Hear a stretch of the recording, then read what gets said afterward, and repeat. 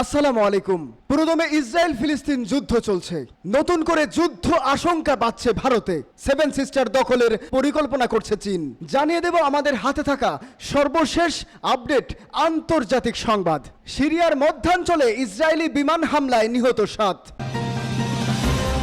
অন্যদিকে ভারতের seven সিস্টারের 60 kilometre ভেতরে ঢুকে ক্যাম্প স্থাপন করেছে চীনা সৈন্যরা। অবরুদ্ধ ইসরায়েল, শঙ্কিত নেতানিয়াহু। আরো জানিয়ে দেব উত্তাল ইসলামাবাদ, ইমরান খানকে মুক্তি দিতে আলটিমেটাম। সর্বশেষ জানিয়ে দেব যুক্তরাষ্ট্রের কেন্টাকিতে গোলাগুলি, আহত 5। এতক্ষণ শুনছিলেন সংবাদ শিরোনাম, এখন বিস্তারিত। তবে তার আগে জানিয়ে দিন কে কোথা থেকে আমাদের ভিডিওটি দেখছেন এবং শুনছেন, এবং জানিয়ে দিন আপনাদের মূল্যবান মতামত। নিউজটি ভালো লাগলে অবশ্যই লাইক, কমেন্ট এবং সাবস্ক্রাইব করে আমাদের সাথেই থাকুন। সিরিয়ার মধ্যাঞ্চলে ইসরায়েলি বিমান হামলায় নিহত 7। সিরিয়ার মধ্যাঞ্চলে ইসরায়েলি বিমান হামলায় অন্তত 7 জন নিহত হয়েছেন। গতকাল রোববার রাতে হামলার এ ঘটনা ঘটে। নিহত ব্যক্তিদের মধ্যে 3 জন বেসামরিক নাগরিক। যুক্তরাজ্য ভিত্তিক পর্যবেক্ষক সংস্থা Syrian observatory for human rights এ তথ্য জানিয়েছে। 2011 সালে সিরিয়ায় গৃহযুদ্ধ শুরু হয়। এই যুদ্ধ শুরুর পর থেকে এ পর্যন্ত সিরিয়ায় কয়েকশো হামলা চালিয়েছে কট্টর ইসরায়েল। তারা বিশেষ করে ইরান সমর্থিত সশস্ত্র গোষ্ঠীগুলোকে লক্ষ্য করে এসব হামলা চালায়। Syrian observatory of human rights বলেছেন, গতকাল হামলা হয়েছে সিরিয়ার মাসইয়াফ অঞ্চলে। ইসরায়েলের এ হামলায় নিহত মানুষের সংখ্যা 7। এর মধ্যে এক পুরুষ, তার সন্তান সহ 3 জন বেসামরিক নাগরিক। তারা একটি গাড়িতে ছিলেন। এছাড়া হামলায় 4 সেনা নিহত হয়েছেন। তাদের নাম পরিচয় জানা যায়নি। পর্যবেক্ষক সংস্থাটি জানায় হামলায় অন্তত 15 জন আহত হয়েছেন। এলাকার কয়েকটি সামরিক অবকাঠামো ধ্বংস হয়ে গেছে। সংস্থাটি আগে এক বিবৃতিতে বলেছেন, মাসইয়াফের বৈজ্ঞানিক গবেষণা কেন্দ্রগুলো যেখানে অবস্থিত সেখানে 13টি ভয়াবহ বিস্ফোরণ ঘটে। এই ঘটনায় ইরান সমর্থিত সশস্ত্র গোষ্ঠীগুলোর অবস্থান ছিল। এছাড়া সেখানে অস্ত্র উন্নয়ন বিশেষজ্ঞরা উপস্থিত ছিলেন। সিরিয়ার রাষ্ট্রীয় সংবাদ সংস্থা সানার আগের এক প্রতিবেদনে 5 জন নিহত ও 13 জন আহত হওয়ার তথ্য জানানো হয়েছিল। একটি সামরিক সূত্রের বরাত দিয়ে সানার প্রতিবেদনে বলা হয়, স্থানীয় সময় রোববার রাত 11:20 দিকে সিরিয়ার মধ্যাঞ্চলের বেশ কিছু সামরিক স্থাপনা লক্ষ্য করে বিমান হামলা চালায় ইসরায়েল। সিরিয়ার আকাশ প্রতিরক্ষা ব্যবস্থা কয়েকটি ইসরায়েলি ক্ষেপণাস্ত্র ভূপাতিত করতে সক্ষম হয়। গত বছরের 7 অক্টোবর ইসরায়েলে হামলা চালায় গাজা ভিত্তিক ফিলিস্তিনি স্বাধীনতাকামী সশস্ত্র সংগঠন হামাস। সিরিয়ায় হামলার বিষয়ে ইসরায়েলি কর্তৃপক্ষ মন্তব্য করে না বললেই চলে। তবে তারা বারবার বলে আসছে, ইরানের উপস্থিতি সিরিয়ায় সম্প্রসারিত হতে দেবে না তারা। ভারতের ভেতরে ঢুকে ক্যাম্প স্থাপন চীনা সৈন্যদের। চীনের পিপলস লিবারেশন আর্মি PLA সেনারা অরুণাচল প্রদেশের আনজাও জেলার ভারতীয় ভূখণ্ডের অন্তত 60 কিলোমিটার ভেতরে প্রবেশ করেছে। তারা কিছু সময়ের জন্য এ জেলার কাপাপু এলাকায় শিবিরও স্থাপন করেছিল। খবর অরুণাচল 24-এর। প্রতিবেদনে বলা হয়, ঘটনাস্থলে পাওয়া বনফায়ার, স্প্রে পেইন্টেড পাথর, চীনা খাদ্য সামগ্রীর ছবি সোশ্যাল মিডিয়ায় ভাইরাল হয়েছে, যাতে সহজেই অনুমেয় সম্প্রতি এ অঞ্চলে অনুপ্রবেশের ঘটনা ঘটেছে। এর আগে 18 সালের অক্টোবরে প্রায় 18 চীনা সেনা দিবাং উপত্যকার মথু এমরা নদীর তীরে ভারতের প্রায় 14 কিলোমিটার অভ্যন্তরে প্রবেশ করেছিল।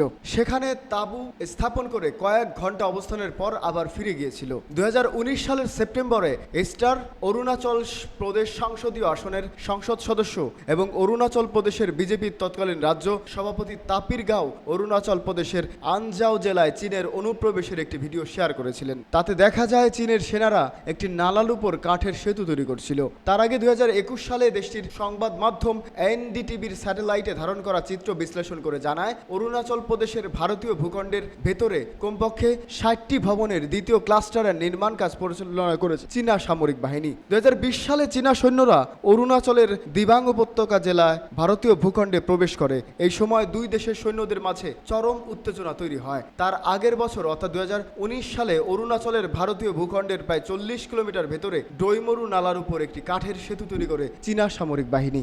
ভারতের বহুল আলোচিত অরুণাচল প্রদেশের সীমান্ত লাগোয়া বিশাল অংশের মালিকানা দাবি করে প্রতিবেশী চীন। চীনের মধ্যে ভারতের মোট 3488 কিলোমিটার সীমান্ত রয়েছে। এর মধ্যে কেবল বিরোধীপূর্ণ অরুণাচলের সঙ্গে চীনের সীমান্ত রয়েছে 1126 কিলোমিটার। অবরুদ্ধ ইসরায়েল, শঙ্কিত নেতানিয়াহু। ইরান নেতৃত্বাধীন প্রতিরোধ অক্ষ কট্টর ইসরায়েলকে ঘিরে ফেলেছে এবং ইহুদি রাষ্ট্রটি এই প্রতিরোধ শক্তির দ্বারা অবরুদ্ধ অবস্থায় রয়েছে বলে অভিযোগ করেছেন ইসরায়েলের প্রধানমন্ত্রী বেনিয়ামিন নেতানিয়াহু। রোববার ফিলিস্তিনি সংবাদ সংস্থা সামা নিউজ এজেন্সির বরাতে ইরানের বার্তা সংস্থা ইরনা এই খবর জানিয়েছে। শনিবার স্থানীয় এক বৈঠকে বক্তৃতা দেওয়ার সময় নেতানিয়াহু উদ্বেগ প্রকাশ করে বলেন, অধিকৃত অঞ্চলে একটি গৃহযুদ্ধ শুরু হওয়ার আশঙ্কা রয়েছে। এ সময় তিনি হামাস ইচ্ছাকৃতভাবে গাজায় চলমান যুদ্ধকে ব্যবহার করে ইসরায়েলের ভেতরে গৃহযুদ্ধ উস্কে দিতে চাইছে বলেও অভিযোগ করেন। এছাড়া নেতানিয়াহু তার সরকারের উপর ক্রমবর্ধমান চাপের কথাও জানান, যা গাজায় হামলা বন্ধ করার জন্য এবং অস্ত্রবিরতির দাবিতে ক্রমাগত বেড়েই চলেছে। এক্ষেত্রে তিনি তেল আবিবে তার বাসভবনের সামনে লাখো মানুষের বিক্ষোভের উল্লেখ করেছেন, যারা গাজা যুদ্ধবিরতি চুক্তিতে স্বাক্ষর না করার নেতানিয়াহুর বিরুদ্ধে ক্ষোভ প্রকাশ করেছে এবং ফিলিস্তিনের সঙ্গে বন্দি বিনিময় চুক্তির দাবি তুলেছে। বিক্ষোভকারীরা বিভিন্ন ব্যানার, ইসরায়েলি পতাকা এবং হামাসের হাতে বন্দী থাকা ইসরায়েলি জিম্মিদের ছবি হাতে নিয়ে নেতানিয়াহুর বাসভবনের চারপাশে জড়ো হয়। তাদের দাবি গাজায় চলমান যুদ্ধবিরতি চুক্তি করতে এবং ফিলিস্তিনি গোষ্ঠীর সঙ্গে বন্দি বিনিময় দ্রুত বাস্তবায়ন করতে হবে। এ বিক্ষোভ ইসরায়েলের চলমান রাজনৈতিক ও সামাজিক উত্তেজনার প্রতিফল, যেখানে সরকার বিরোধী আন্দোলন দিন দিন বেড়েই চলেছে। বিক্ষোভকারীদের মতে গাজায় চলমান সংঘর্ষে মানবিক বিপর্যয় বাড়ছে এবং যুদ্ধ বিনিময় ও যুদ্ধবিরতির মাধ্যমে সংঘর্ষের অবসান ঘটানো প্রয়োজন। এ নিয়ে নেতানিয়াহু বিক্ষোভকারীদের উদ্দেশ্যে জোর দাবি দিয়ে বলেন যে ইসরায়েলকে এ বিপর্যয় মোকাবেলা করতে অবশ্যই ঐক্যবদ্ধ হতে হবে। ইতিমধ্যে 11 মাসেরও বেশি সময় ধরে গাজায় কট্টর ইসরায়েলের অব্যাহত আক্রমণে এখন পর্যন্ত 40,900 জনের বেশি ফিলিস্তিনি নিহত এবং 94,700 জন আহত হয়েছেন, যাদের বেশিরভাগই নারী ও শিশু। যদিও নেতানিয়াহু এর আগে হামাসকে সম্পূর্ণরূপে ধ্বংস করার প্রতিশ্রুতি দিয়েছিলেন এবং গাজায় আগ্রাসন অব্যাহত রাখেন, এরপর তিনি এখনও সেই লক্ষ্য পূরণ করতে পারেননি। এছাড়া গত বছরের 7 অক্টোবর হামাসের হাতে বন্দীদের মুক্তি করতেও তিনি ব্যর্থ হয়েছেন। তবুও তিনি দাবি করেন যে গাজার হুমকি দূর করার মাধ্যমেই ইসরায়েলেরও শান্তিপূর্ণভাবে তাদের বাড়িতে ফিরতে পারবে। সূত্র ইরনা। উত্তাল ইসলামাবাদ, ইমরান খানকে মুক্তি দিতে আলটিমেটাম। পাকিস্তানের সাবেক প্রধানমন্ত্রী ও পাকিস্তান তেহরিকি ইনসাফের প্রতিষ্ঠাতা কারাবন্দী ইমরান খানের মুক্তির দাবিতে রোববার ইসলামাবাদে নেমেছিলেন 3,000 সমর্থক। দলটি ইমরান খানকে মুক্তি দিতে সরকারকে 2 সপ্তাহের আলটিমেটাম দিয়েছে, খবর আল জাজিরা ও জিও নিউজের। গত ফেব্রুয়ারিতে পাকিস্তানে বিতর্কিত জাতীয় ও আঞ্চলিক নির্বাচনের পর পিটিআই তাদের শক্তি প্রদর্শনে ইসলামাবাদে জনসভার আয়োজন করে। সামাজিক যোগাযোগ মাধ্যম এক্সে ছড়িয়ে পড়া ভিডিও ও ছবিতে দেখা যায় দেশের বিভিন্ন প্রান্ত থেকে ইমরানের সমর্থকরা রাজধানীর দিকে আসছিলেন। তবে সমর্থকদের পথে পথে বাধা দেওয়া হয়েছে বলে অভিযোগ করছে পিটিআই এর। গতকাল জনসভায় ইমরান খানের ঘনিষ্ঠ মিত্র হামাদ আজহার বলেন, ইমরান খান জেল থেকে ছাড়া না পাওয়া পর্যন্ত আমরা থামব না। লাহোরের একজন বিশিষ্ট আইনজীবী ও পিটিআই নেতা সালমান আকরাম রাজা বলেন, ইমরান খানই একমাত্র ব্যক্তি যিনি এই দেশকে দুর্নীতিবাজ ও অযোগ্য রাজনীতিবিদদের কবল থেকে বাঁচাতে পারেন। পিটিআই এর সমর্থক রবিনা গাফুর আল জাজিরাকে বলেন, জনসভায় পৌঁছানো অনেক কষ্টের ছিল, সব রাস্তা ব্লক ছিল, কিন্তু আমরা অটুট আছি। যদি ইমরান খানের পক্ষ থেকে বিক্ষোভের কোনো ডাক আসে এবং আমরা না আসি, সেটা সম্ভব না।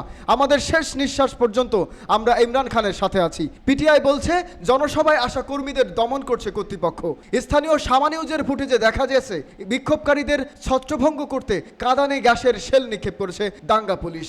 এ নিয়ে তাদের দিকে ঢিল ছুটছে তারা। 2022 সালের এপ্রিলে অনাস্থা ভোটের মাধ্যমে প্রধানমন্ত্রীর পদ থেকে ক্ষমতাচ্যুত হন ইমরান খান। এরপর 2023 সালের আগস্ট থেকে কারাবন্দী আছেন ইমরান খান। সূত্র ইত্তেফাক SR। যুক্তরাষ্ট্রের কেন্টাকিতে গোলাগুলি, আহত 5। যুক্তরাষ্ট্রের কেন্টাকির লরেল কাউন্টির একটি গ্রামীণ এলাকায় গোলাগুলির ঘটনা ঘটেছে। স্থানীয় সময় শনিবার সন্ধ্যা 6টায় গুলিতে আহত হয়েছে 5 জন। এক প্রতিবেদনে যুক্তরাষ্ট্রের সংবাদ মাধ্যম CNN নিউজে এ তথ্য জানায়। প্রতিবেদনে বলা হয়, লরেল কাউন্টি শেরিফের অফিসের পাবলিক অ্যাফেয়ার্সের ডেপুটি গিলবার্ট অ্যাকওয়ার্ড জানিয়েছেন, 5 জনের সবাই বর্তমানে হাসপাতালে চিকিৎসাধীন অবস্থায় রয়েছে। বর্তমানে তারা স্থিতিশীল অবস্থায় রয়েছে। সন্দেহভাজন শুটারকে খুঁজছে পুলিশ। লরেল কাউন্টি শরীফের অফিস থেকে বিবৃতিতে বলা হয়েছে, লন্ডন শহরের প্রায় 9 মাইল উত্তরে এই গোলাগুলি হয়। বন্দুকধারী অসংখ্য ব্যক্তিকে গুলি করেছে। সন্দেহভাজনকে অস্ত্রধারী ও বিপজ্জনক বলে সতর্কবার্তা প্রচার করেছে স্থানীয় প্রশাসন। নিরাপত্তাজনিত কারণে 3 ঘন্টা ধরে হাইওয়ের একটি অংশ বন্ধ রাখা হয়।